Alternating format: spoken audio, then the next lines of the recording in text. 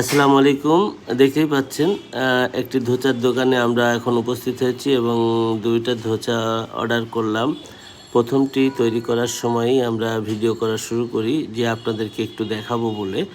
আর সেটাই চেষ্টা করছি নিখুঁতভাবে যেন আপনারা ভালোভাবে বিষয়টি উপলব্ধি করতে পারেন যে সে কীভাবে তৈরি করলো।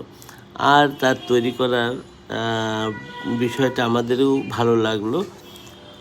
সুন্দরভাবে তৈরি করছেন, পরিষ্কার পরিচ্ছন্ন এবং মোটামুটি ভালোই দেখা যাচ্ছে।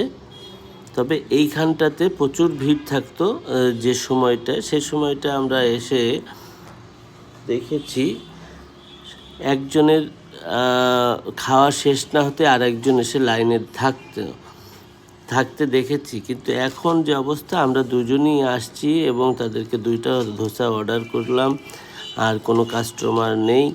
কারণ এত মানুষ শূন্য হয়ে পড়েছে এই জায়গাগুলো।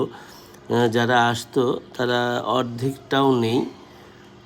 তো একদিকে আমাদের এই সমস্ত ভোগান্তি কম, কিন্তু এই বিক্রেতা যারা আছে, হোটেল মালিক যারা আছে, তাদের কথা চিন্তা করে যে এত ব্যস্ত থাকতো, তারা কিন্তু এখন একেবারেই নিরিবিলি একটা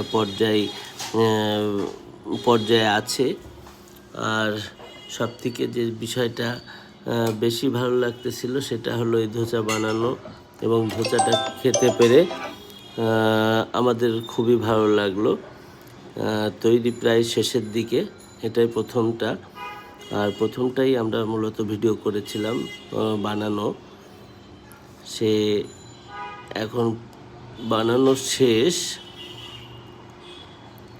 আরেকজন আছেন, সে প্লেট রেডি করে পরিবেশন করেন। তো আমাদের সামনে এখনই দিয়ে দেবে। আপনারা সবাই ভালো থাকবেন এবং আমার পরবর্তী ভিডিওর অপেক্ষায় থাকুন।